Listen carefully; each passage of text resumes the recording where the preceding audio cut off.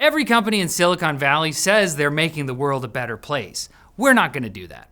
We're just gonna tell you what those companies actually did this week, which is usually much worse. Okay, tech news time. Google Research published a blog post this week on TurboQuant, a compression algorithm that shrinks an AI model's working memory by 6 times with 0 accuracy loss, leading people to ask, is the memory crisis over? Can we buy RAM yet? Well, we're here to give you a definitive maybe? You see, TurboQuant targets the key value cache. Basically, when you chat with an AI, it keeps a running record of your conversation so it doesn't lose context. As a result, that cache eats more GPU memory the longer you talk. And you talk for a long time, making it one of the biggest bottlenecks in running these models at scale. Most existing compression methods carry memory overhead, which decreases their efficiency. But TurboQuant eliminates that through circle math. Is this real? Yeah, you said to simplify it, right? They use circle math, leading to up to an 8 times speed up on NVIDIA H100 GPUs. The underlying research is actually about a year old, but it's getting attention now ahead of its presentation at ICLR 2026.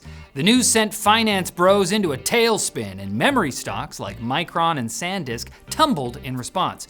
However, analysts say this is likely another DeepSeek moment, where the release of a cheaper AI model back in 2025 caused a $1 trillion market panic before everyone realized that cheaper AI just means more people using AI. SanDisk's CFO told Bank of America analysts that he expects the improved efficiency will boost demand by making AI deployments cheaper. So if you were holding your breath, hoping that this killed the memory crunch, maybe hold your breath a little less hard. Stop holding your breath. You're gonna breathe! Please live! Apple has officially confirmed they are discontinuing the Mac Pro with no plans for future hardware. The company quietly pulled the former king of Macs from its website yesterday, where the buy page now just redirects to the Mac homepage. Kind of like how your landlord changes the locks while you're at work. All the time. The iconic cheese grater design debuted in 2019 after the thermal disaster of the trash can era. Well, I liked it. But Apple only ever gave it one silicon update, the M2 Ultra in 2023, before leaving it to collect dust at its $7,000 starting price. Or collect trash. The Mac Studio, which already has the newer M3 Ultra for $5,000 less, is now Apple's top-end desktop, with an M5 Ultra refresh expected later this year.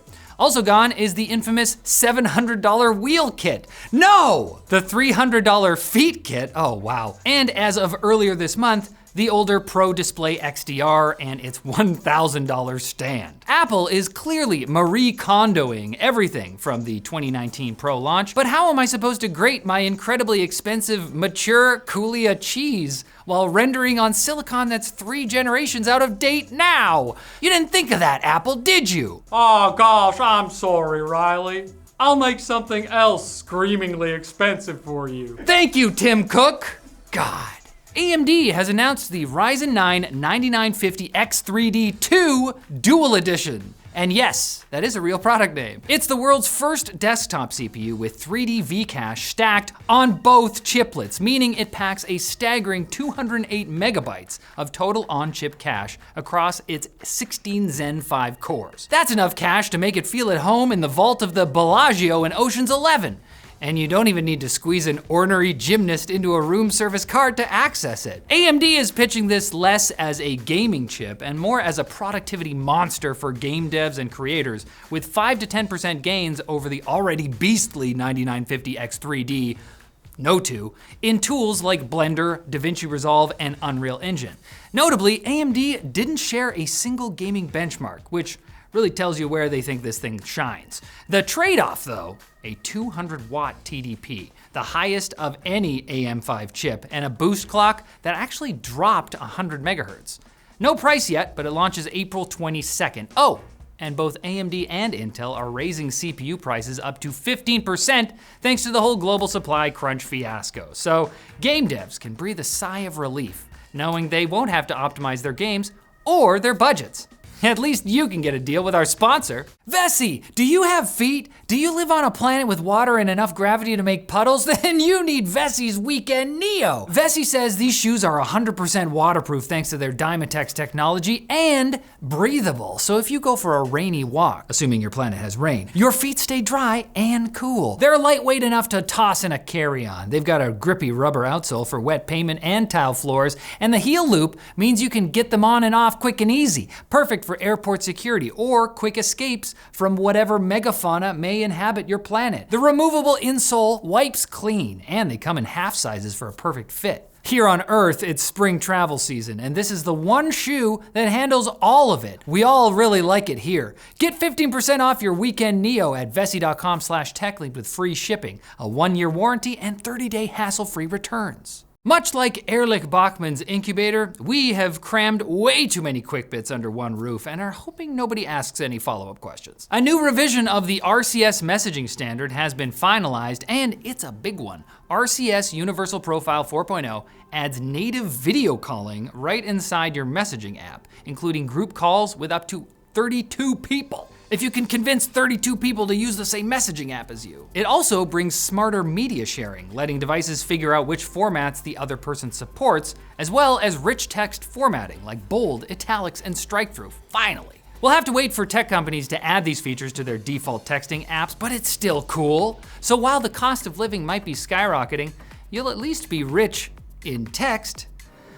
Apple just handed over the real identity of the user behind one of its iCloud Hide My Email aliases to the FBI after a man named Alden Rummel used an aliased email address to send violent threats to FBI Director Kash Patel's girlfriend. Two horrible things. This kind of compliance might seem uncharacteristic for Apple, who famously blocked the government from breaking into the iPhone owned by a suspected terrorist. But unlike their device-level encryption, alias to account mapping is stored on Apple servers, and as a result, can be subpoenaed. The hits keep coming for Patel though, as Iranian hacker group Handala breached Patel's personal Gmail account and posted some of his most cringe vacation photos on Telegram. Oof! Handala did him dirty here. The vibe of these is less international man of mystery and more high school jazz band study abroad trip. It's an important experience. Sony is hiking PS5 prices across the board for the second time in less than a year, starting on April 2nd. The PlayStation Portal handheld jumps up $50. The standard PS5 and digital edition both jump up $100, and the PS5 Pro climbs a cool $150 all the way up to $900 for a console. Sony blamed continued pressures in the global economic landscape, which is fair. Lucky for us though, Sony has decided to bravely pass those costs onto their consumers. They got mouths to feed. We'll survive. Wikipedia has officially banned the use of AI to generate or rewrite articles, with editors voting overwhelmingly in favor of the new policy. LLM-generated text was found to regularly violate the site's core context rules around verifiability and sourcing, which, yeah, hallucinations will do that. Editors can still use AI for basic copy editing and translation assistance, but only with human review. So maybe your middle school teacher was right all along. That's one for you, Madame Ruzel, but I should still be allowed to chew gum in class. So I still don't like you. And a delivery robot made by Serve Robotics has smashed through the glass wall of a bus stop shelter in Chicago before sheepishly blinking and then shambling away shamefully.